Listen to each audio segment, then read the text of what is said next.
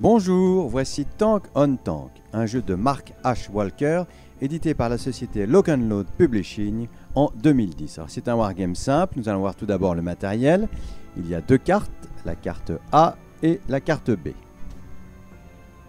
Ensuite, il y a toute une série de pions. À gauche, nous pouvons voir les pions qui servent de points d'action qui seront disponibles à chaque tour. Ces pions sont mélangés dans un bol.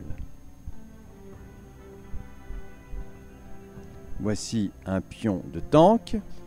Donc à gauche tout d'abord la portée, il peut tirer à 2 cases.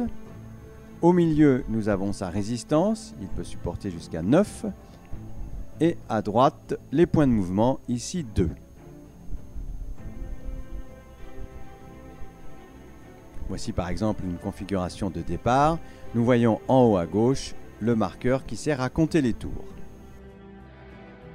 À chaque tour, l'adversaire pioche un pion de point de mouvement, mais le garde secret, ici par exemple 2.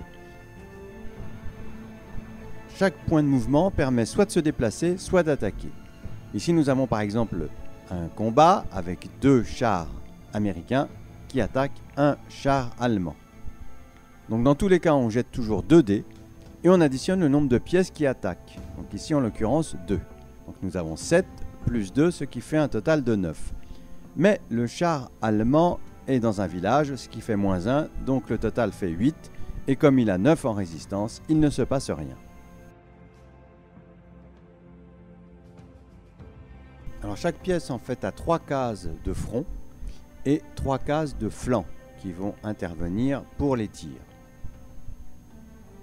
Il y a aussi des lignes de vue, donc ici on voit que les lignes de vue sont respectées dans les 2 cas.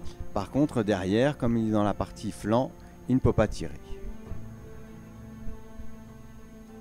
Ici nous avons un combat à nouveau, donc cette pièce attaque, l'autre pièce attaque ici, donc toujours 2 dés qu'on va lancer, donc ça, par exemple là ça fait 6, plus 2 pièces ça fait 8. Mais il y a un bonus de plus 1 puisqu'il y a une pièce qui attaque de flanc, donc ça fait 9 et cette fois-ci le Panzer est détruit.